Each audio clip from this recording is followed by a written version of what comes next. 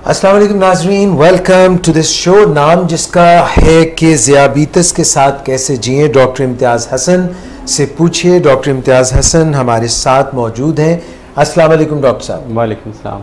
और नाज़रीन, इसके अलावा मिस इकरा तारिक भी यहाँ पे मौजूद हैं और आपको भी वेलकम कहते हैं मिस इकरा तारिक। अच्छा डॉक्टर साहब, इससे पहले कि हम कोई और बात करें, सवालात जो इनबॉक्स में हैं बेशुमार आ रहे हैं और हर दफ़ा आप सवालात एड्रेस करते हैं, जवाब देते हैं, जितने आप जवाब देते हैं उतने ही सवाल और आ जाते हैं। तो लोग जो हैं बड़े इंक्विजिटिव हैं, बहुत उसमें ले रहे हैं, इंटरेस्ट ले रहे हैं। तो मैं ना इससे पहले कोई केस स्टडी जो है एक वो मैं ऐड करूँगा और एक यहाँ से सवाल, दोनों को मिक्स कर दूँगा। आपने उनके जो कॉमन फैक्टर्स हैं उन पे कमेंट कर दीजिएगा। और मिस इकरा आप भी सुनिए, जो उससे रेलेवेंट सवाल आपके ज़हन में आए डॉक्टर साहब से आप भी पूछ लें। एक तो ये सवाल आ गया कि एक डॉक्टर साहब पेशेंट हैं जिनकी ब्लड शुगर हाई रहती है और उनकी ब्लड शुगर जो है हाई रहती है या लो रहती है उनको नहीं मालूम। वो कहते हैं अलामात क्या, मुझे पता कैसे चले कि मेरी ब्लड शुगर हाई है कि लो है, इसकी अलामात क्या हैं, ये इनका सवाल है। दूसरा जो है इनका सवाल ये है कि क्या ज़ियाबीतस के अफराद जो हैं जिनकी डायबिटीज़ चल रही होती है वो कोई ऑपरेशन करवा सकते हैं। अब इन्होंने स्पेसिफाई नहीं किया कि ऑपरेशन कोई दांत का ऑपरेशन है, कोई सर्जिकल प्रोसीजर है, कोई जैसे किसी के गड़ निकल आता है, बॉयल निकल आता है वो है, या कोई पाँव का मसला है, ये कुछ भी नहीं बताया, या कोई और बड़ा ऑपरेशन है, पेट चाक करने वाला, कुछ नहीं बताया।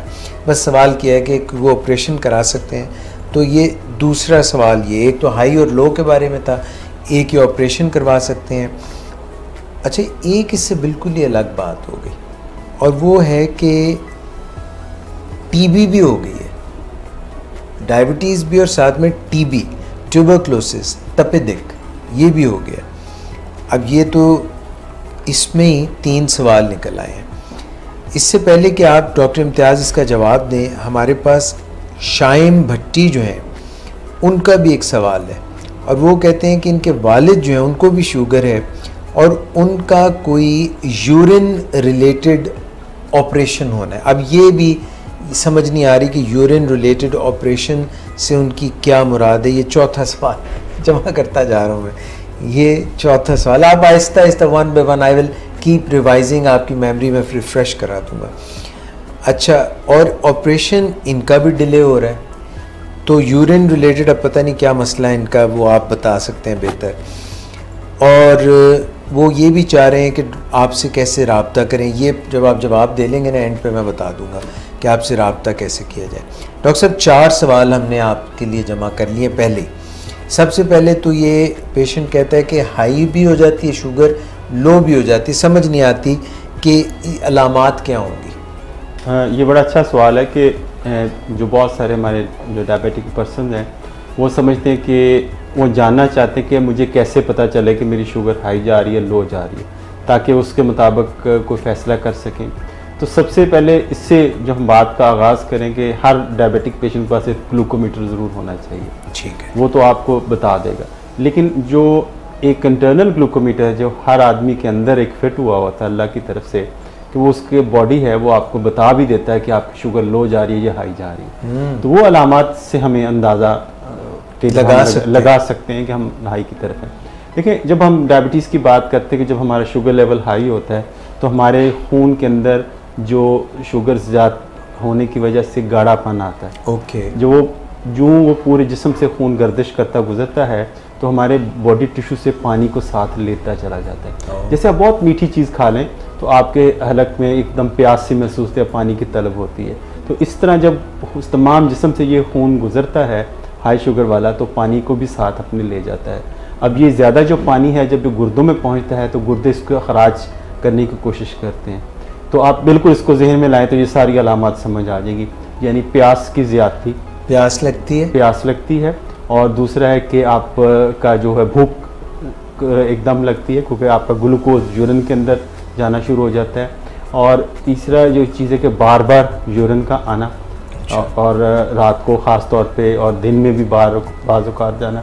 और फिर जो सबसे कॉमन चीज़ जो मैंने अपनी प्रैक्टिस में देखी, लोगों की टांगों में जो दर्द है, ये बड़ा कॉमन है। ख़ासतौर पे जो पिंडलियाँ हैं उसके अंदर दर्द रहता है। बेसिकली जो ये मसल्स हैं, मसल्स की जो ग़िज़ा है वो ग्लूकोज है। जब आपके और ग्लूकोज के लिए जो ग्लूकोज को काम करने के लिए इंसुलिन की ज़रूरत होती है, तो डायबिटिक पेशेंट के अंदर ज़ाहिर है कि इंसुलिन की कमी होती है जी, और या बिल्कुल नहीं होती या कमी होती है। तो उन मसल्स को ग्लूकोज नहीं मिलता जो उनकी ग़िज़ा है, तो उसकी वजह से मसल्स जो है वो पेन में चले जाते हैं। आप उनसे काम लेने की कोशिश करते हैं, उनको ग़िज़ा नहीं मिलती, उनका ग्लूकोज नहीं मिलता, तो इस वजह से वहाँ दर्द होती है। ये बहुत कॉमन है। जो चौथी चीज़ बाज़ औक़ात हमें ऐसे होता है कि पेशेंट कहते हैं जी कई दफ़ा मैं देखता हूँ मेरी नज़र धुंधलाहट में आ जाती है और कई दफ़ा बिल्कुल ठीक हो जाती है। Variability in the visual acuity वो उसके अंदर आती है। वो इस वजह से कि जो हमारा लेंस है उसके अंदर भी पानी है। जब हमारा शुगर लेवल हाई होता है तो वो पानी में चढ़ जाता है, वहाँ से भी चूस लेता है। जब चूस लेता है तो लेंस पतला हो जाता है, उसमें आपको धुंधलाहट आ जाती है। जब आपके शुगर लेवल नॉर्मल होता है तो वो नॉर्मल शेप अख्तियार कर लेता है। तो ये एक इस तरह की अलामत होती है। और कोई ऐसी इन्फेक्शन जो हो रहा है, को फोड़ा फिंसी निकला है, वो ठीक नहीं हो रहा काफ़ी अरसे से, और ये भी एक अलामत के अंदर है। और बाज़ ख़वातीन जिनको बहुत ज़्यादा अर्ली जब उनका जो प्रेगनेंसी नहीं होती, कॉन्सेप्शन में प्रॉब्लम आ रहे हैं, उनको भी हम डायबिटीज़ के लिए इन्वेस्टिगेट करते हैं। तो मिसकैरेजेस बार बार होते जा रहे हैं, उनमें भी हमें शुबा होना चाहिए कि ये कहीं डायबिटीज़ के पेशेंट तो नहीं है। और जो सबसे जो ज़्यादा इम्पॉर्टेंट जो बात है कि 50% में कुछ भी नहीं होता। अच्छा, यानी 50% लोगों में कुछ भी नहीं होता, साइलेंट होता है। वो वैसे ही हम किसी चक्कर और में जाते हैं कि हम अपना शुगर लेवल चेक करवाते हैं, घर में ग्लूकोमीटर ले आया कोई तो उसका शुगर टेस्ट करते हैं, ये इंश्योरेंस के पर्पज़ के लिए, या कोई मेडिकल टेस्ट उनका होना शुरू हुआ तो वो जब चेक करते हैं तो पता चलता है कि शुगर निकल आई। तो ये खामोश भी है और अलामात भी हैं। तो ख़ास तौर पे ये जो सारी अलामात मैंने बताई हैं ये टाइप 1 में बड़ी प्रोमिनेंट होती हैं। अच्छा। जो बच्चों में होती है, लेकिन बाज़ टाइप 2 के अंदर बाज़ औक़ात ये साइलेंट होती हैं। टाइप 1 में क्यों ज़्यादा प्रॉब्लम? वो इसलिए कि टाइप 1 के अंदर बिल्कुल एब्सोल्यूट डेफिशिएंसी ऑफ इंसुलिन होती है, यानी उनके अंदर उनका लबलबा बिल्कुल इंसुलिन नहीं बना रहा होता। जबकि टाइप 2 के अंदर कुछ ना कुछ इंसुलिन आपके अंदर बन रही होती है, उसको या रेजिस्टेंस होती है, डेफिशिएंसी भी होती है और रेजिस्टेंस भी होती है। तो दोनों साथ साथ चल रहे होते हैं, लेकिन कुछ ना कुछ गुजारा चल रहा होता है, इसलिए ये खामोश होती है, स्लो होती है। इसलिए बाज़ लोग इसको इग्नोर भी कर देते हैं। और बाज़ का जो बड़ी एक कॉमन है कि लोग अपना रोज़ का काम काज करते हैं, पहले ठीक होते हैं, उनको थकावट होना शुरू हो जाती है, बिल्कुल अनयूजुअल थकावट होती है, वो पता चलता है जी वो डायबिटीज़ हो गई है।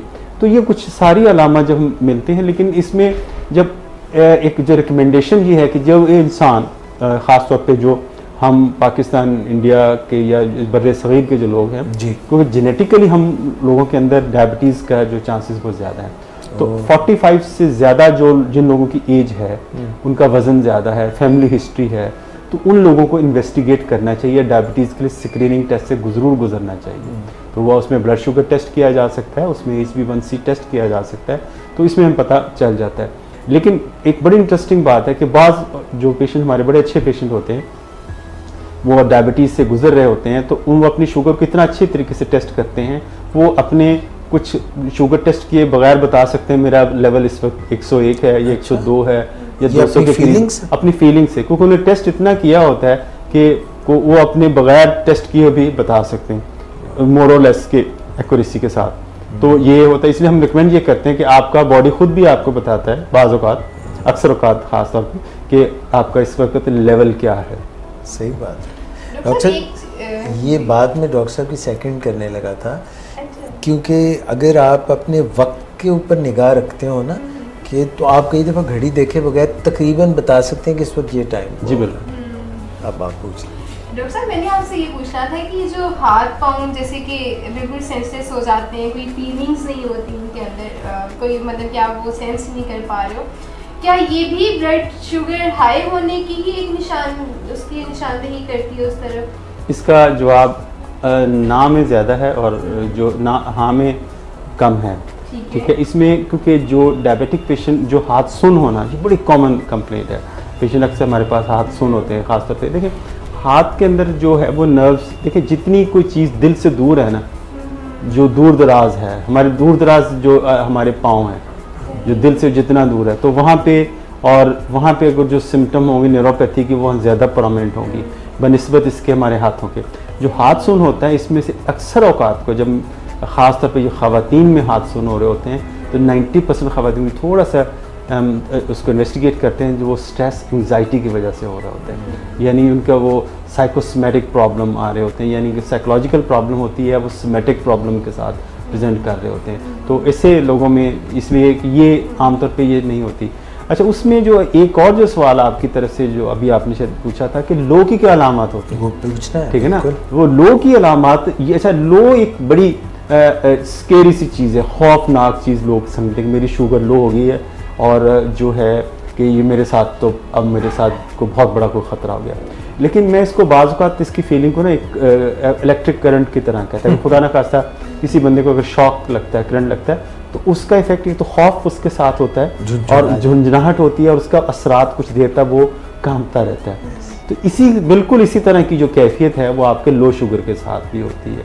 तो जो हमारे जो पेशेंट हैं, बहुत सारे जो 90% पेशेंट मैंने देखा है कि वो जब शुगर लो होता है तो अपनी जो दवाइयाँ फटाफट खुद ही कम कर देते हैं, इंसुलिन कम कर देते हैं या बंद कर देते हैं, या अपने उसको ऑब्जर्व नहीं करते, उसकी कॉजेज़ को नहीं देखते कि इसकी वजह क्या है। अलामात ये क्या होती है कि जो बॉडी का इमरजेंसी सिस्टम है लो शुगर की सूरत में, सिंपैथेटिक सिस्टम वो एक्टिव हो जाता है।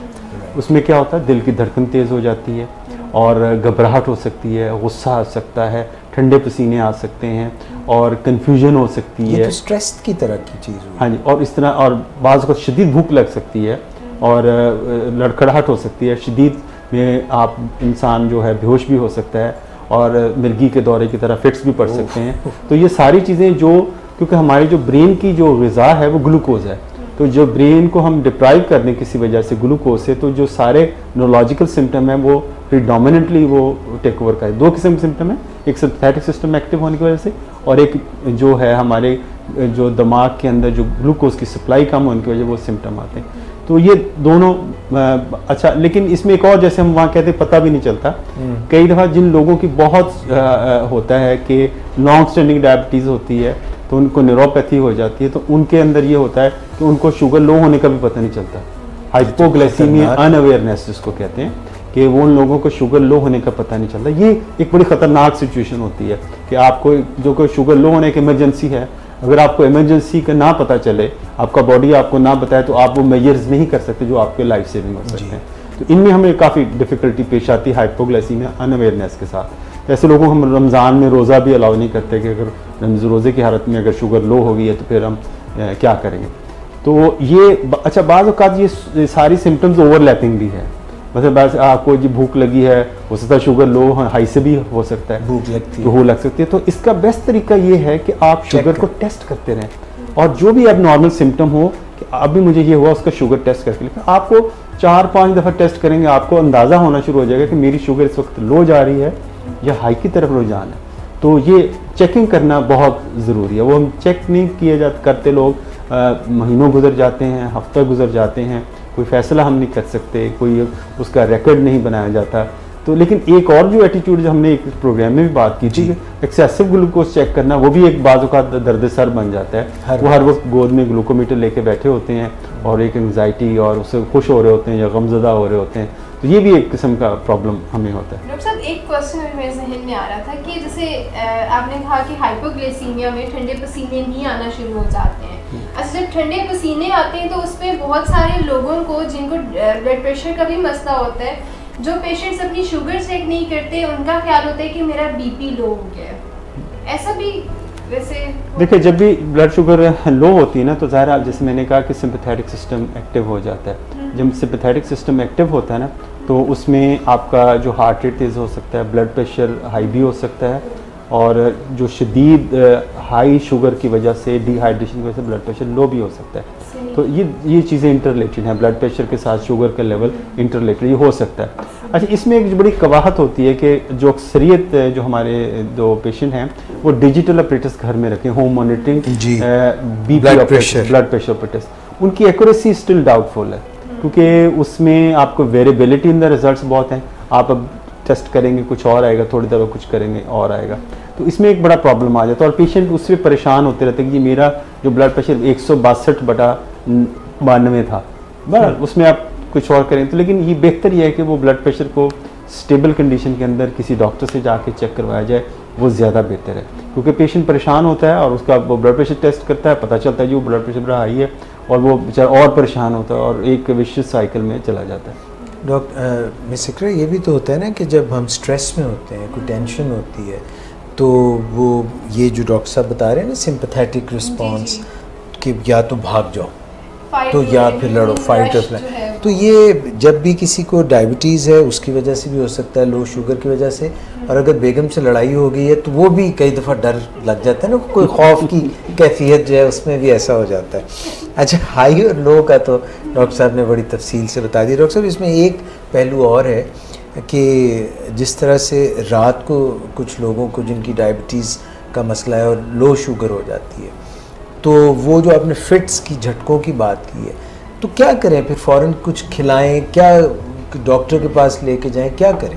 देखिए, इसमें जो एक जो है दो चीज़ें हैं। एक तो अगर पेशेंट कॉन्शियस है, यानी होश में पेशेंट है, बात कर रहा है, बता रहा है, उसको शुगर टेस्ट किया आपने, लो है, तो उसमें हम जो कहते हैं कि रूल ऑफ 15, हम रूल ऑफ 15 का रूल जी, 15 का रूल है 15, ओके, 15 ग्राम ग्लूकोज या जूस या आपको उसके जैसे में चीनी हो या शुगर वो आप दें और 15 मिनट इंतज़ार करें। अच्छा, तो इसमें आप उसका लेवल को चेक करें कि आपका लेवल 15 मिनट क्या आता है, इम्प्रूव होता है।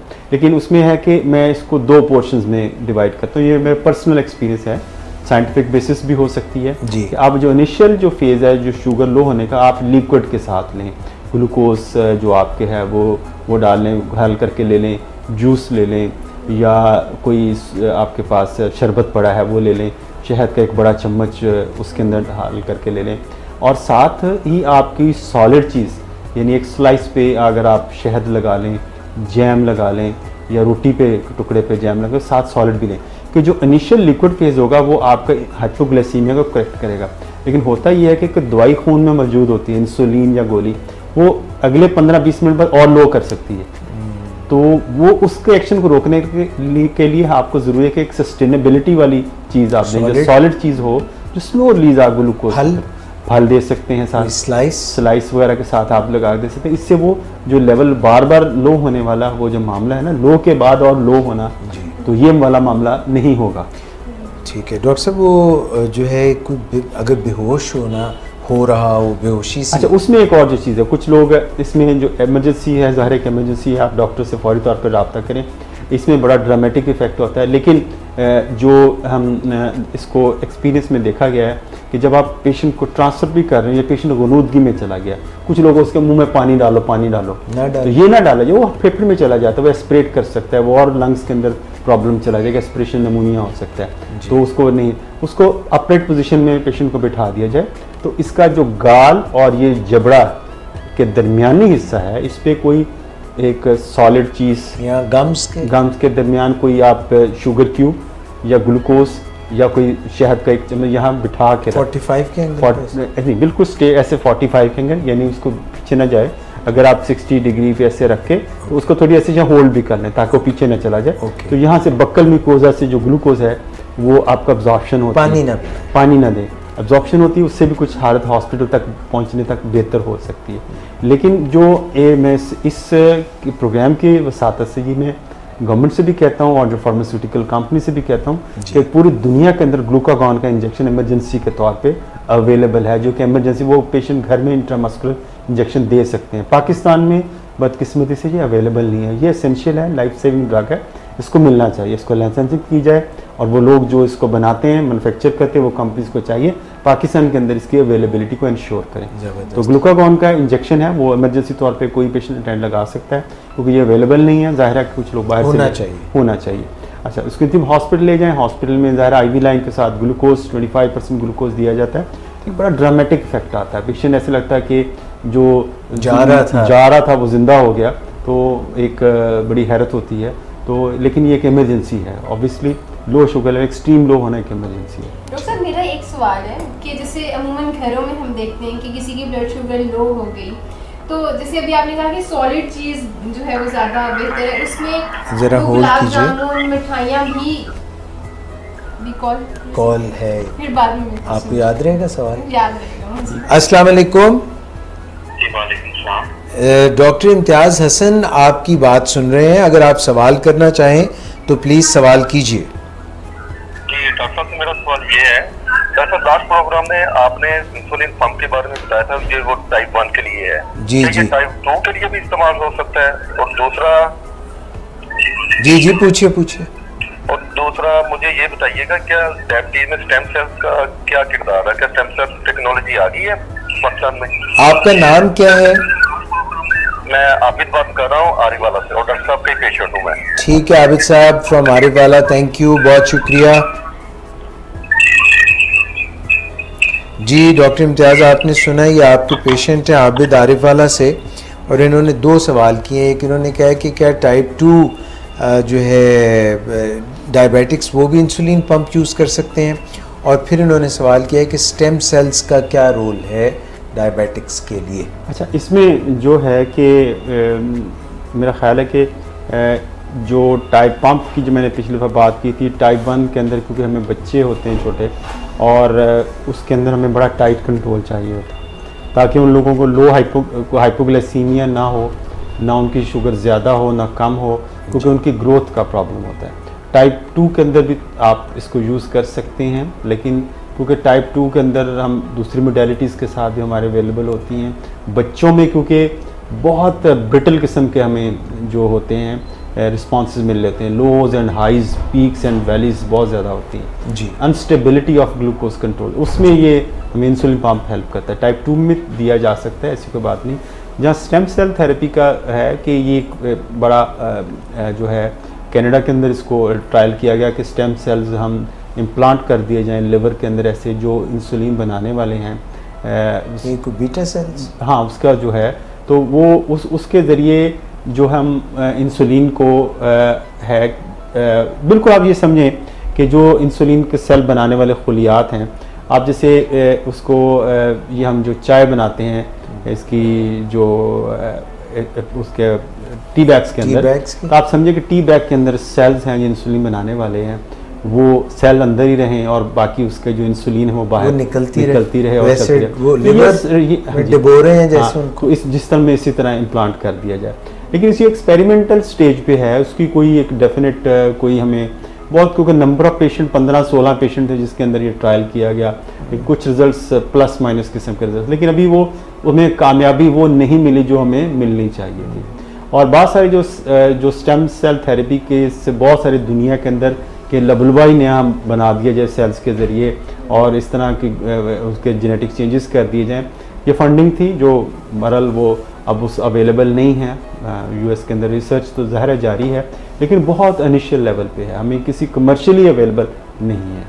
ठीक हो गया। डॉक्टर साहब ये हम बात कर रहे थे थोड़ी देर पहले वो लो शुगर अटैक की जी, और वो रात को जो इनको हो जाता है। जी आपका भी क्वेश्चन पूछ रही थी। हाँ जी, वो क्वेश्चन मैं ये पूछ रही थी कि अगर किसी की ब्लड शुगर लो हो जाती है तो उन्हें जो है वो मिठाई, गुलाब जामुन, इस तरह की चीज़ें खिलाई जाती हैं पेशेंट्स को, अमूमन घरों में ये किया जाता है, तो क्या वो मिठाई उनके लिए ठीक है, वो खा सकते हैं? हमारे जो बहुत सारे जो दिलेर पेशेंट हैं और जो शौकीन पेशेंट हैं वो लो शुगर का इंतज़ार करते हैं। उन्होंने बहुत सारी मिठाई फ्रिज में स्टोर की होती है, या बड़े अच्छे कुल्फ़ियाँ और जो है वो रसगुल्ले और सारी वो भरी होती है, वो उस दिन का इंतज़ार कर रहे होते हैं, अच्छे दिन का, कि जिस दिन उनकी शुगर लो होगी। कोई दिलेर होते हैं वो शुगर लो पसंद करते हैं, तो वो इंतज़ार करते हैं कि जब भी वो आते हैं वो फ़ौरन ऑर्डर करते हैं वो मेरे लिए वो लेके आओ, वो खीर ले आओ, शुगर लो होगी, अब शुगर लो होगी, अब उनको मिल गया पासपोर्ट। अच्छा, वो बेसिकली कई दफ़ा ऐसे होता है कि वो चेक नहीं करते शुगर लो होनी।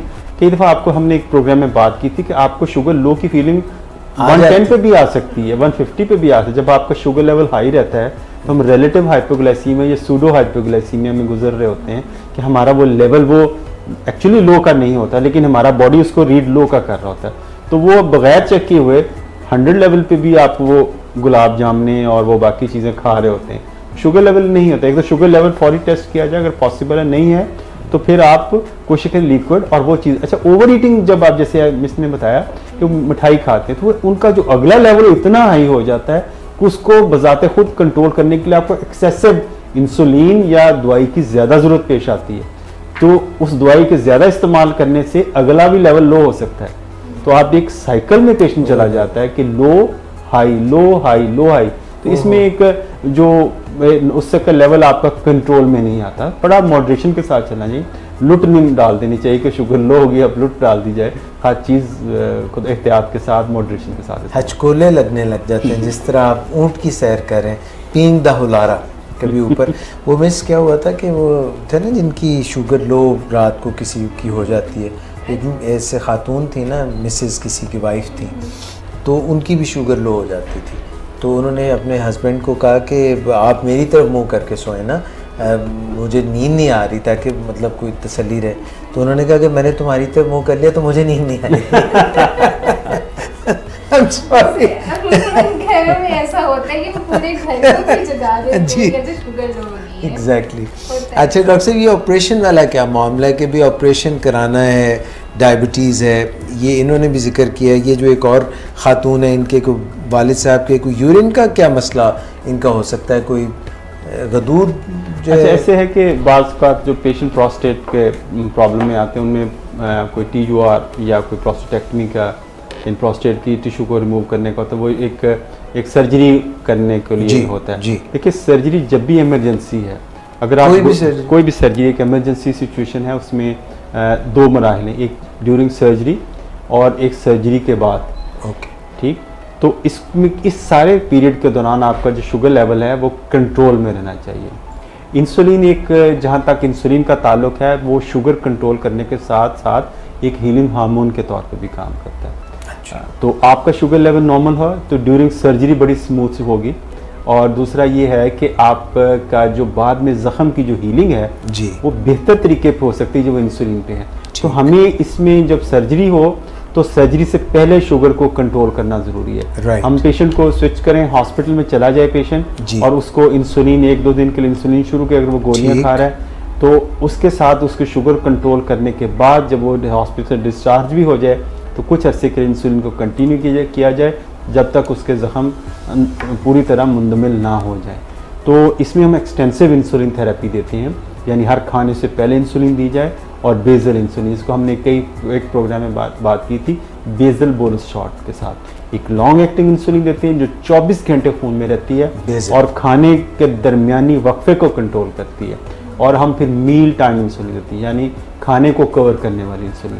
तो इन दोनों इंसुलिन का एक कॉम्बिनेशन दिया जाता है जो यूजुअल 70-30 इंसुलिन से ये आमतौर पे कंट्रोल में नहीं आती, जो आमतौर लोग करते हैं, उसको कोशिश करते हैं करने की। डॉक्टर साहब एक और कॉल ले लें जी। अस्सलाम वालेकुम, ज़रा से ऊंचा बोलिएगा प्लीज़। जी वालेकुम अस्सलाम, नाम बताइएगा। मैं खुरम लाहौर से बात कर रहा हूँ। जी जनाब। डॉक्टर इम्तियाज साहब से क्वेश्चन है। जी सुन रहे हैं डॉक्टर साहब।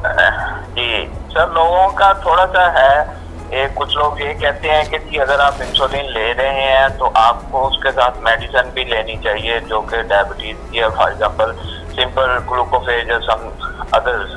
ओके, अच्छा, ये एक परसेप्शन बनी हुई है। कुछ लोग कहते हैं कि चले जी अगर सेफ है इंसुलिन तो हम इंसुलिन की मिकदार बढ़ा लेते हैं, गोली नहीं खाते।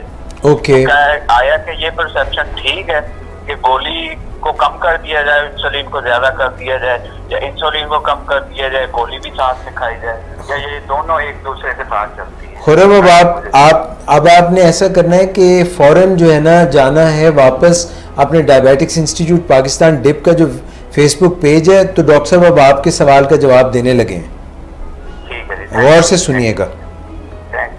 डॉक्टर साहब बड़ा अहम सवाल इन्होंने कर दिया है, कॉमन पूछा जाता है। इसमें जो चीज़ है कि जो हमारे बहुत सारे डायबिटिक पेशेंट पूछते हैं जी डॉक्टर साहब, और लोगों में कि जिसको इंसुलिन शुरू होगी उसको तो हम गोलियां बंद कर दें, और जो है अब आप तो इंसुलिन खा ले रहे हैं तो आपको ये गोलियां खाने की ज़रूरत नहीं है, और वो गोलियां बंद कर देते हैं। देखिए ये ट्रीटमेंट मोडेलिटीज़ डिफरेंट हैं। जो देखिए जो इलाज है, ये इलाज को ये समझें कि 1+1=2 नहीं होता, ये 11 होता है। अच्छा, यानी जो अद्वियात हैं जो आपके इसको सिनर्जिस्टिक मैनर्स में एक्ट करती हैं, यानी एक दूसरे को सपोर्ट करती हैं। मिसाल के आप इंसुलिन ले रहे हैं तो इंसुलिन को काम करने के लिए रेजिस्टेंस होती है, इंसुलिन रेजिस्टेंस के लिए मेटफॉर्मिन हम देते हैं। मेटफॉर्मिन 2 काम करती है, एक तो इंसुलिन की डोज ओवरडोजिंग नहीं होने देती, दूसरा लिवर से जो एक्सेस ग्लूकोज बन रहा होता है वो उसको रोकती है। तीसरा वेट जो इंसुलिन से बढ़ने की कोशिश कर रहा था उस मेटफॉर्मिन उसको नीचे लेके आती है। तो ये सारी चीज़ें जब बैलेंस तरीके से चलती हैं तो ये लेनी पड़ती हैं। और लेकिन कुछ अद्वियात ऐसी हैं जो आप इंसुलिन के साथ लें तो वज़न बढ़ जाता है या प्रॉब्लम आ जाती है। तो सल्फोनाइल यूरिया है, अगर आप इंसुलिन के साथ लेंगे वेट बढ़ेगा। जैसे TZDs हैं, जैसे पायोग्लिटाजोन्स वगैरह, अगर आप इंसुलिन के साथ लेंगे वेट बढ़ेगा। तो ये आपका डॉक्टर आपको डिसाइड करेगा कौन सी दवाई किसके साथ आपने कंबाइन करके लेनी है। क्योंकि जब आपको याद है कि प्रोग्राम में बात की थी कि बाज़ औक़ात हम ओरल ट्रीटमेंट को कंटिन्यू करते हैं और दिन में एक दफ़ा इंसुलिन शुरू करते हैं इनिशियल स्टेजेस पे, किया जा सकता है बेजल प्लस ओरल। तो ये एक बड़ी अच्छी टेक्निक है। तो इसमें कतन कोई कबाहत नहीं है, लेकिन ये सारा जो मामला था ये डॉक्टर के मशवरे के साथ आप इसको करें। बिल्कुल ठीक हो गया। तो ये ऑपरेशन वाली बात भी हमारी मुकम्मल हो गई। अच्छा डॉक्टर साहब, TB वाला पूछा था, वो भी पूछना है सर। ये बताइएगा कि ऑपरेशन में ये जो आंखों के अदसे का कैटरेक्ट जिसको कहते हैं मोतिया, चाहे वो ऑपरेशन हो, चाहे किसी को कोई गड़ निकल आए, किसी के पाँव का मसला हो, किसी का कोई और बड़ा छोटा, ये सब में शुगर कंट्रोल करना ज़रूरी है। बहुत ज़्यादा ज़रूरी है। दांत का मसला, देखिए मैंने बताया कि जो शुगर लेवल अगर ज़्यादा हो तो जो वुंड की हीलिंग वो इम्पेयर्ड हो जाती है, सर्जरी के अंदर प्रॉब्लम होते हैं। देखिए आपने ऑपरेशन कर लिया, शुगर हाई थी, तो शुगर हाई में आपको पता है कि जरासीम तेज़ी से ग्रो करते हैं जी। आपकी जो कुव्वत मुदाफ़ियत वो कम हो जाती, तो वो आपका ज़ख्म इन्फेक्टेड हो जाए। तो जब इन्फेक्शन उस ज़ख्म के अंदर आ गई है तो वो बजाय आप फ़ायदा करने के नुकसान कर दें, और ज़ख्म अगर एक हफ़्ते में हील होना था वो आपको 2-3 हफ़्ते ले जाए और आप शुगर आपके ऊपर नीचे होती रहे, तो इससे प्रॉब्लम। तो उसको पहले कंट्रोल कर लें, फिर सर्जरी करें। ये इलेक्टिव मेथड है। लेकिन अगर कोई इमरजेंसी हो जाए तो हमारे जो एनेस्थीसिया के लोग हैं वो इतना जो ट्रेन स्टाफ आता है अच्छे हॉस्पिटल्स के अंदर, वो इन्फ्यूजन के जरिए इमीडिएटली ड्यूरिंग सर्जरी कंट्रोल कर लेते हैं और आफ्टर सर्जरी भी कंट्रोल कर लेते हैं। बाज़ औक़ात खुदा ना खासा किसी का एक्सीडेंट हो गया या कोई इमरजेंसी सर्जरी की पेश आ गई, जैसे ये पहली बात हमने इलेक्टिव सर्जरी की जिसमें आप प्लान करके सर्जरी करें। एक आपको प्लान नहीं करनी है, इमरजेंसी करनी पड़ेगी, उसमें भी हम इंसुलिन के ज़रिए ही ड्यूरिंग सर्जरी कंट्रोल करते हैं, बाद में इंसुलिन को ही कंटिन्यू करते हैं। तो इंसुलिन का लेना बहुत ज़रूरी है क्योंकि शुगर को भी कंट्रोल करती है, हीलिंग पावर भी रखती है, ज़ख्म जल्दी तेज़ी से हील भी होता है। डॉक्टर साहब इसी में एक सवाल मेरा थोड़ा सा इससे हटके ही है, जैसे बहुत सारे जो ज़ियाबीतस के मरीज़ हैं उनमें से कुछ ऐसे मरीज़ भी देखे हैं जिनको मैदे के मसाइल भी होते हैं, जैसे गैस वगैरह और ये कुछ, क्या उसमें भी शुगर कंट्रोल करना ज़रूरी है? मैदे के मसाइल के साथ ऐसे होता है कि जो पेशेंट हमारे अक्सरियत जो है ना, वो जो पाकिस्तान के अंदर सबसे बड़ी जो कॉमन डिजीज़ है वो डिस्पेप्सिया है। डिस्पेप्सिया यानी मैदे के अमराज जिसमें गैस होना और भूख ना लगना और तज़ाबियत रहना, और इसकी बुनियादी वजह हमारी खाना पकाने की हैबिट्स हैं। जैसे हमने एक प्रोग्राम में बात की थी कि हमारे यहाँ जब हंडिया को भुना जाता है तो हम बेसिकली उसको फ्राई कर रहे होते हैं। आप गोश्त को भी फ्राई कर रहे हैं, आप सब्ज़ी को भी फ्राई कर रहे हैं, दाल को फ्राई तो नहीं करते, बाद में तड़का लगा देते हैं। तो जो ऑयल है वो जब ये ऑयली चीज़ें आप लेते हैं, तली हुई चीज़ें लेते हैं, ये आपके मैदे की मूवमेंट को स्लो डाउन करती हैं। और डायबिटिक पेशेंट के अंदर ऑटोनॉमिक न्यूरोपैथी की वजह से गैस्ट्रोप्रेसिस, उनकी जो मैदे की जो मूवमेंट है वो ऑलरेडी स्लो हुई होती हैं, तो वो भी एक कंट्रीब्यूटिंग फैक्टर होता है। हमारे खाने पीने की आदतें, और दूसरा हम सीडेंट्री लाइफस्टाइल पे जा रहे हैं, तो यानी बैठे रहना सारा दिन, खाना खाया वहीं बैठे, चलना फिरना वॉक कोई नहीं है, वहीं बैठे, और कोई लोग खाना वहीं खाते हैं, बिस्तर पे वहीं सो जाते हैं। ठीक है, तो ये चीज़ कुछ हैबिट्स हैं। तो हमारे अंदर ये मैदे की प्रॉब्लम बहुत ज़्यादा कॉमन है, लेकिन इसको आप अच्छा इलाज करें तो हो जाता है। लेकिन सबसे पहले एक हमें अपनी कुकिंग हैबिट्स हैं वो चेंज करनी पड़ेंगी। लो ऑयल के साथ या लो फैट के साथ हमें अपना सालन, अपने खाने ये बनाने होंगे।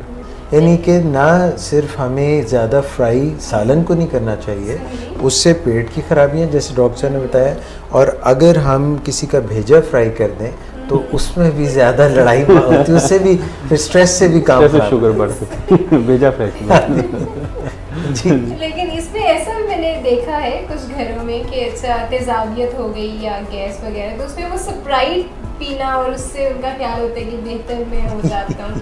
और वो फिर अपनी शुगर को नहीं देख रहे होते, वो नहीं, उनको नहीं होता। ये सारे बहाने हैं ये बदपरहेजी करने क्यों डॉक्टर साहब? हाँ बिल्कुल, बहुत सारे उससे सोचते हैं कि थोड़ा सा वो आपको वो आ जाता है कि आपकी वो आप गैसेस होता आप लेते हो, कोला वगैरह ले लिया, बर्ब्स आते हैं, वो समझते हैं हमारा खाना हजम हो गया, ये मिथ्स हैं टोटली। उसमें मीठा होता है इतना, और मीठा होता है, आपकी शुगर को ख़राब कर रहा होता है।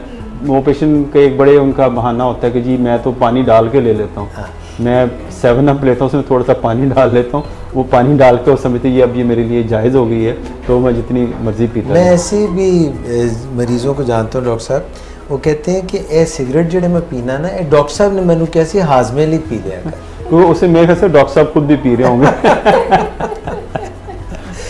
अच्छा डॉक्टर जी, एक और सवाल इसी से जुड़ा हुआ है, क्या डाइट जो ड्रिंक्स होती है, जैसे डाइट कोका कोला हो गई या ये वो, अक्सर डायबिटिक पेशेंट्स पूछते हैं कि हम महीने में एक आध दफ़ा तो ले ही सकते हैं, क्या वो ले सकते हैं कि नहीं? देखिए डाइट के रिसेंटली है कि डाइट जो ड्रिंक्स हैं वो भी ओबेसिटी काज करते हैं। ओबेसिटी आपको पता है कि ये भी डायबिटीज़ की माँ है, तो डाइट ड्रिंक्स को भी हम डाइट ड्रिंक्स कैसे ओबेसिटी करते हैं, उसमें आपकी जो सेटिस्फेक्शन लेवल है वो नहीं रहता, आप ज़्यादा लेते हैं, ओवर लेते हैं, वो तो जीरो कैलोरी होती है, वो कैलोरी जीरो होती है, लेकिन इसके अंदर जो केमिकल्स होते हैं वो ज़ाहिर है ऑब्वियसली वो नुकसान दे कर रहे हैं, तो ओबेसिटी को प्रमोट करते हैं।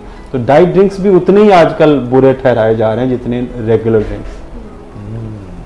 इसमें न रहना, वो कहते हैं जागते रहना तो साढ़े ते न रहना। डॉक्टर साहब वो बात टीबी की हो रही थी, अच्छा जो एक सवाल रह गया था, आपने पॉइंट आउट भी किया था, ये ट्यूबरक्लोसिस, टीबी और डायबिटीज़ का कोई साथ है, कोई इनमें रिलेशन है, कोई डायबिटिक्स को ट्यूबरक्लोसिस होने की, तपेदिक की ज़्यादा चांसेस होते हैं?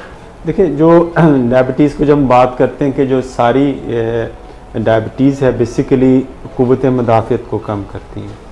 बाज़ औक़ात ऐसे होता है कि हम लोगों को, जैसी पाकिस्तान के अंदर डायबिटीज़ बहुत प्रेवलेंट रही है और है अभी भी तक है, तो कुछ ना कुछ हम लोग जरासीम हमारे अंदर परवरिश पा रहे होते हैं, लेकिन वो इतने साइलेंट और डॉर्मेंट स्टेज पे होते हैं, और हमारा जो बॉडी का जो मदाफ़ियाना निज़ाम है वो उसको अलाउ नहीं करता उन जरासीमों को ग्रो करने, हावी रहता है, उनको कंट्रोल में रखता है।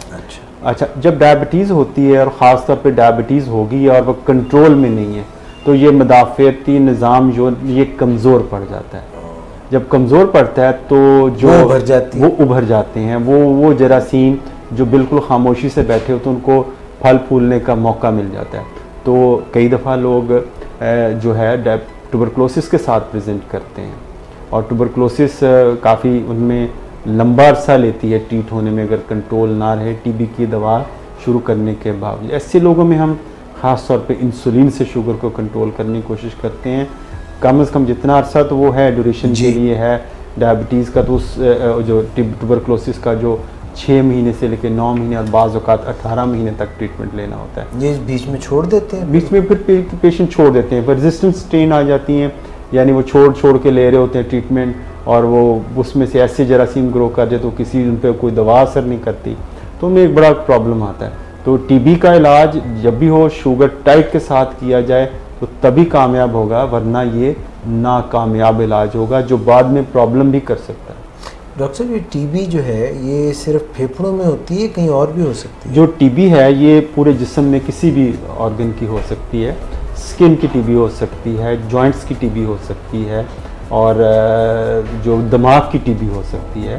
तो जो टीबी है फेफड़ों की तो कॉमन है, इसका पल्मोनरी ट्यूबरक्लोसिस वेरी कॉमन है, लेकिन ये जिस्म के किसी भी हिस्से में हो सकती है।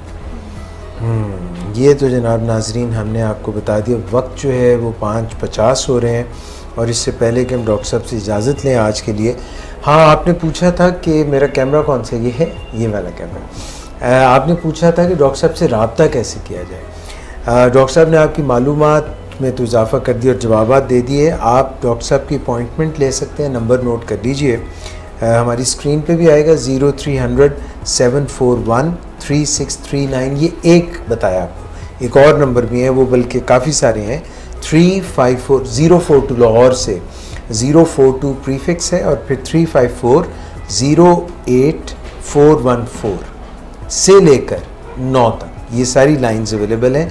042 पहले लाहौर का प्रीफिक्स और फिर 354 08414 से लेकर 9 तक ये लाइंस हैं। Doctor Imtiaz Hasan, consultant diabetologist, medical director diabetics institute Pakistan. इस तरह से आप इनसे रब्ता भी कर सकते हैं, अपॉइंटमेंट भी ले सकते हैं। डॉक्टर साहब, ये एक बिल्कुल अब अनवाउ इकसाम के सवाल, मुख्तलिफ खिचड़ी टाइप सवाल चल रहे हैं। वेरिकोज वेन्स क्या होती हैं? ये लोअर लिम्स में होती हैं, ये अब इस तरह का सवाल है, और इसका कोई ताल्लुक डायबिटीज़ से है, ये इसका हल क्या है? डायबिटीज़ से तो खैर डायरेक्ट तो नहीं है कोई। ये बहुत सारी ख़वातीन जिनका वेट ज़्यादा होता है, पहले समझे वेरिकोज वेन क्या जी है। जी। वेरिकोज वेन के जो हमारा जो ब्लड है, जो वेन्स हैं, वो पाँव जो टांग की वेन्स हैं, वो उनको इतना काम करना पड़ता है कि वो ऊपर दिल की तरफ वो भेजती हैं ब्लड को। ये पिंडलियों से जो है ना, तो ये यूनिडायरेक्शनल फ्लो होता है, यानी नीचे से ऊपर की तरफ होता है, जा सकता है, ऊपर से नीचे नहीं आता। जो ऊपर से नीचे आता है तो जो वो आपके जो है वो वेल्व उसको रोक लेते हैं। यानी ऐसे दरवाजे होते हैं जो जैसे आप सेफ्टी वेल्व की तरह, यानी आप दरवाजे से अंदर तो आ सकते हैं, बाहर नहीं जा सकते। तो जो वापस आने की ब्लड कोशिश करते हैं वो वेल्व बंद कर देते हैं। तो कुछ लोगों के अंदर जो प्रोलॉन्ग स्टैंडिंग है, खासतौर पर ख़वातीन जो किचन में 4-4, 5-5 घंटे खड़ी रहती हैं, विथ ज़्यादा है, तो उनके ये थोड़ी सी इनकॉम्पिटेंसी ऑफ वेल्व्स आ जाती है। तो उसकी वजह से जो वेल्व इनकॉम्पिटेंट होते हैं, यानी ब्लड वापस आना शुरू होता है, पाँव सूज जाते हैं। जो टांगों की नालियाँ हैं, जो सुपरफिशियल वेन्स हैं, वो प्रोमिनेंट होना शुरू होते हैं। नज़र भी आती है नीली नीली सी, और बाजू का थोड़ा थोड़ा ब्लड भी उसमें से निकल आता है, और जो ब्लड बाहर तो नहीं आता, लेकिन ब्लू सा होता है, और बाजू धब्बे से वो टांगों पे छोड़ जाता है। तो ये एक है, लेकिन इसको सर्जिकली मैनेज किया जा सकता है, सर्जन आपको इसमें बेहतर गाइड कर सकता है। लेकिन इसका डायरेक्ट बराह रास्त कोई ताल्लुक डायबिटीज़ के साथ नहीं, क्योंकि डायबिटिक पेशेंट अक्सर ओबेसिटी का शिकार होते हैं, उनमें ज़्यादा होती है, और बाज़ ख़वातीन ख़ासतौर पे टांगों पे इन निशानों की वजह से काफ़ी परेशान होती है। डॉक्टर साहब, तो ये ऐसे क्यों नहीं करते ये लोग जिनको ये प्रॉब्लम है कि वो चलते फिरते रहें या अपनी जगह पे खड़े होके वो पंजों पे ऐसे करते हैं? क्योंकि मैंने ऐसा भी सुना है कि ये जो हमारी ये जो है काव्स मसल, ये पिंडलियों के मसल, ये जब हम मूव करते हैं तो ये ऐसे स्क्वीज भी होते हैं, तो ये ऊपर भी ब्लड को भेजते हैं। इसको हम काफ मसल को हम पेरिफेरल हार्ट भी कहते हैं, यानी वो ये दिल जो टांगों में लगा हुआ है। तो जब हम इसको अगर थोड़े अपने पाँव को ऊपर नीचे करते रहें, थोड़ा सा चलें फिरें, कुछ ज़्यादा देर एक जगह खड़े ना रहें, एक जगह बैठे ना रहें, तो इससे जो है कि आपका जो ब्लड है वो पूल नहीं करता, वो आपको ब्लड ऊपर की तरफ उसका फ्लो मेंटेन रखता है। तो पेरिफेरल हार्ट को भी मूवमेंट में लाते रहना चाहिए। यानी कि जो प्रेग्नेंट औरतें होती हैं उनको भी ये प्रॉब्लम हो सकती है, क्योंकि लॉन्ग फ्लाइट हो, अगर लॉन्ग फ्लाइट के अंदर भी ख़ासतौर पे डीवीटी को, यानी जैसा बाज़ औक़ात खून जो है वो लोथड़ा बनने का ख़तरा होता है, जब इन में अगर ज़्यादा देर बैठे रहें तो वो एक ही जगह पर बैठे रहें तो उसमें ये प्रॉब्लम आ सकता है। तो उसमें हम कहते हैं कि आप थोड़े चले फिरें भी, पाँव को भी मूव करें, पानी भी ज़्यादा पिए, डिहाइड्रेशन ना होने दें ताकि खून गाढ़ा ना हो, तो इसको हम प्रमोट करते हैं। ठीक हो गया डॉक्टर साहब। अगला सवाल तो और भी हैं सवाल, एक बड़ा ज़ारा कामरान का है, कहती हैं कि मेरी HbA1c तो 7 से नीचे है मगर पाँव मेरे सोए हुए हैं। अच्छा, HbA1c हो सकता है कि इनकी जो ज़ारा ये इनको डिपेंड करता है ये ड्यूरेशन कब से डायबिटीज़ का, कितनी देर से है। लगता है कि इनकी जो ड्यूरेशन ऑफ डायबिटीज़ ये काफ़ी प्रोलॉन्ग्ड है, लंबे अरसे से, क्योंकि न्यूरोपैथी सिम्टम आमतौर पे कुछ सालों के बाद डेवलप होती है, लेकिन बाज़ वक़्त इनिशियल प्रेजेंटिंग सिम्टम भी होती हैं। लेकिन सुन है बिल्कुल ये ऐसी कैफियत है कि इनसेंसिटिविटी की तरफ है। सिम्टम्स बाज़ दफ़ा और होते हैं, और जो एक्सट्रीम ऑफ सिम्टम है इनसेंसिटिविटी है जी। तो ये लगता है कि इनकी डायबिटीज़ शुरू में कंट्रोल नहीं रही, अब कंट्रोल में है। तो इस कंट्रोल का फ़ायदा ये होगा कि इनकी जो ये प्रोग्रेशन ऑफ डिजीज़ है ये कम हो जाएगी। अब ये डिजीज़ आगे नहीं बढ़ेगी, अगर ये ना रखती तो ये ऊपर की तरफ और एक्सटेंड करते जाते, जैसे जिसको ग्लव एंड स्टॉकिंग कहते हैं, कि आपके जैसे हाथों के अंदर भी सुन हो सकते हैं, दस्ताने पहने हुए हैं, और टांगों या जुराबे पहने ऊपर की तरफ आ सकती है, और एक्सट्रीम स्टेजेस पे बिल्कुल इनसेंसिटिविटी भी हो सकती है। पता ही नहीं चले जी जूती कब उतर गई, पलंग में घुस, हाँ, और जूती कब उतर गई, कुछ चीज़ लग गई गर्म, हीटर के आगे बैठे, पता ना लगा हीट कब है, वहाँ हीट ब्लिस्टर्स बन जाते हैं। तो ये प्रॉब्लम कैसे बचे? उससे ये है जब आपका ये है कि एक तो शुगर का लेवल सबसे बुनियादी कंट्रोल रखें, जब पाँव इनसेंसिटिव हो कभी नंगे पाँव ना चलें, कभी हीटर के आगे डायरेक्ट ना बैठे, उससे 10 फुट दूर बैठें, और जो अपना पाँव का खुदा ना खासा कोई ज़ख़म वगैरह होता है उसका ख्याल रखें। बाज़ औक़ात जो पेशेंट हैं वो मोटरसाइकिल पे खास पीछे बैठी हैं तो साइलेंसर लग जाता है, वो हम इतना बड़ा छाला बन जाता है, उनको पता नहीं चलता, घर पहुँचते तो पता चलता है वो हीट ब्लिस्टर वो बन गया हुआ है। तो इस किस्म की इंजरी से बचना ज़रूरी होता है, पाँव की हिफाजत बहुत ज़्यादा बेहतर तरीके से करने की ज़रूरत हो जाती है। डॉक्टर साहब एक और सवाल, वो जो आपने अभी जिक्र नहीं किया था मेटफॉर्मिन देने का और आपने उसके भी 3 फ़ायदे भी बताए थे, मगर ये जो पेशेंट है ना मलिक सज्जाद साहब, ये कहते हैं कि ये मैं लेता हूँ तो मेरे पेट में दर्द होता है। अच्छा, मेटफॉर्मिन दवाई बहुत अच्छी है, इसका जो एक हमें प्रॉब्लम कुछ अक्सर आता है और कई कुछ पेशेंट में बड़ा सीवियर किस्म का आता है कि मेटफॉर्मिन इंटॉलरेंस होती है। इसमें जो ज़्यादा इफ़ेक्ट होता है कि बदहज़मी की सी कैफियत होती है, कुछ लोगों को दिल मत लाता है, कुछ लोगों की भूख ख़त्म हो जाती है, कुछ को मोशन शुरू हो जाते हैं। तो इसमें हम रिकमेंड ये करते हैं कि हम लोअर डोज से शुरू करें। अगर उसकी जो डोज़ है अगर हम 500 नहीं दें सर, हैं रहने ना दें। नहीं, ये एक बुनियादी इलाज है। अगर बिल्कुल इंटॉलरेबिलिटी फिर तो ज़ाहिर हमें उसका अल्टरनेट देखना। ये अच्छी चीज़ है, यानी बहुत अच्छी दवाई है, बहुत अच्छी दवाई है ये बुनियादी, यानी कोई भी किताब या कोई भी डॉक्टर आपको मेटफॉर्मिन के बगैर इलाज आपका शुरू नहीं करता। गाइडलाइन ये कहती हैं lifestyle plus metformin, lifestyle modification और प्लस मेटफॉर्मिन। हर किताब का फिक्रा इसी से शुरू होता है, मेटफॉर्मिन से। तो मेटफॉर्मिन एक इतनी अच्छी दवा है जिसके वैसे साइड इफ़ेक्ट देखें बहुत मिनिमम है और बड़ी फ्रेंडली दवाई है। तो अगर आप इसको यूज़ करते हैं तो इसमें थोड़ी डोज से शुरू करें, 2 से सुबह शाम कर लें, इसको खाने के दरमियान में लें फिर भी साइड इफ़ेक्ट कम आता है। तो ग्रेजुअली हफ्तावार बाद डोज को थोड़ा सा खाना खा के फिर दरमियान में आधा खाना हाँ फिर खाना खाएं, तो दरमियान में लेने से काफ़ी उसके साइड इफ़ेक्ट्स कम हो जाते हैं। अगर इसके बावजूद लो डोज भी आपको टॉलरेट नहीं हो सकती, फिर ऑब्वियसली आपका डॉक्टर डिसाइड करता है इसका मुतबादल क्या दिया। तो डॉक्टर साहब अगर किसी को अभी डायबिटीज़ हुई ना हो मगर वो जो गुमशुदगान आप कहते हैं या भी वो थोड़ी सी ज़्यादा हो गई मगर पूरी शुगर नहीं हुई, तो वो लें तो उनको भी कोई फ़ायदा हो सकता है? हाँ, इसमें जो होता है कि ख़ास तौर पे जो रिकमेंडेशन ये है कि जो लोग मोटापे का शिकार हैं और प्री डायबिटिक हैं, प्री डायबिटिक वो लोग हैं जो जिनको डायबिटीज़ होने का ख़दशा है, डायबिटीज़ किसी वक्त हो सकती है, तो उनके अंदर मेटफॉर्मिन यूज़ की जाती है। और लेकिन उनके साथ डाइट और एक्सरसाइज, यानी वेट का कम करना, एक्सरसाइज भी करें, साथ मेटफॉर्मिन भी लें, तो इस डायबिटीज़ से बच्चा मुमकिन हो सकता है। सर आज का आखिरी सवाल वो ये है कि ये कहती हैं कि मैं तो शुगर वगैरह कोई लेती नहीं हूँ और फिर भी मेरी 400 से शुगर ऊपर रहती है। ये एक बड़ा मिथ भी है, ट्रिकी क्वेश्चन भी है, और जो हम जब थोड़ा सा इन्वेस्टिगेट थोड़ा सा किया जाता है तो पेशेंट कहते जी हम तो जी कुछ भी नहीं खाते, और आपने बहुत सारे आप भी पेशेंट देखते होंगे जी उनको ओवरवेट होते हैं, ओबेसिटी का शिकार, वो कहते हैं हम तो खाते ही कुछ नहीं। डॉक्टर साहब पानी पीना भी शुगर बढ़ती है? हाँ, अब ये है बेसिकली जब थोड़ा सा डिटेल में जाते हैं तो उनका लाइफस्टाइल, खाने पीने की आदतें वो सारी खुल के सामने आ जाती हैं, तो कुछ ना तो हम ये इसका देखें ना ये। और लेकिन इसमें से एक और जो कंट्रीब्यूटिंग फैक्टर है वो मिस इसमें बेहतर बता सकती हैं कि इसमें स्ट्रेस का एलिमेंट बहुत ज़्यादा काउंट करता है। बाज़ औक़ात आप बिल्कुल ठीक जा रहे होते हैं, आपको स्ट्रेस एक्यूट स्ट्रेस में आता है तो आपका जो सिस्टम सिम्पैथेटिक सिस्टम की वजह से जो ग्लूकोज लेवल है वो राइज़ कर जाता है, तो ये भी एक वजह है कि आपका कंट्रोल नहीं होता। लेकिन हमें बहुत डिटेल में छोटी छोटी चीज़ों को देखना पड़ेगा। इसका बेहतरीन तरीका ये है कि ईमानदारी से पेशेंट ये लिखे, अपना जो शुगर टेस्ट करे, साथ ये लिखे कि आज मैंने क्या खाया, क्या पिया, अपनी फूड डायरी बनाए। जो फूड डायरी बनेगी उसमें एक एक चीज़ क्लियर आ जाएगी। वो अपने डॉक्टर को 10 दिन की 15 दिन की आप पेश करें तो पता चल जाए कहाँ प्रॉब्लम है।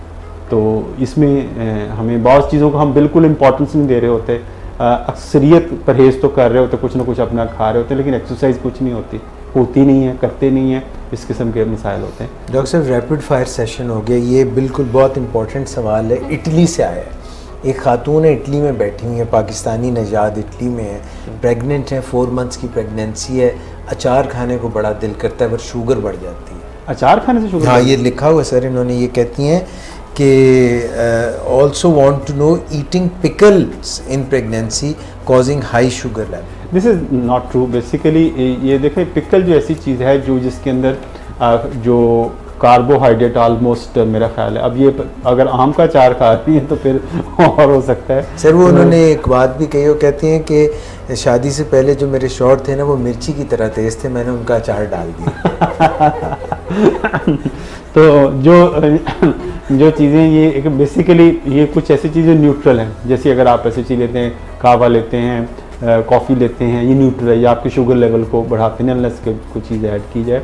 तो बेसिकली प्रेगनेंसी इटसेल्फ जो फैक्टर है वो आपके ग्लूकोज लेवल को डिस्टर्ब करता है। इसका मतलब है इनको प्रेगनेंसी की शुगर निकल आई है? प्रेगनेंसी की गेस्टेशनल डायबिटीज़ है, या अगर डायबिटीज़ पहले है कि प्रायर डायबिटीज़ है, या डायबिटीज़ प्रेगनेंसी के अंदर है, तो इनको बहुत अच्छी कंट्रोल करनी पड़ेगी। बाज़ औक़ात ऐसे होता है अनयूजुअल रिस्पॉन्सेज भी आते हैं, लेकिन it's less likely it's because of pickle. ठीक हो गया sir, thank you so much doctor साहब। बहुत सारे सवाल हमने आज आपसे ठकाठक जल्दी पूछ लिया, अब आपने तो नहीं कोई सवाल पूछना, इजाज़त ले लें। Thank you very much doctor Imtiaz Hasan, thank you miss Iqra. नाज़रीन बहुत शुक्रिया आपका भी हमें ज्वाइन करने के लिए। इंशाल्लाह नेक्स्ट थर्सडे को आपसे दोबारा मुलाकात होगी। प्रोग्राम आपके लिए हम विलिंग वे डायबिटिक्स इंस्टीट्यूट पाकिस्तान के फेसबुक पेज पे हम लेके आएंगे डॉक्टर इम्तियाज़ हसन से पूछिए ज़ियाबीतस के साथ कैसे जिए। नेक्स्ट प्रोग्राम, तब तक के लिए अल्लाह।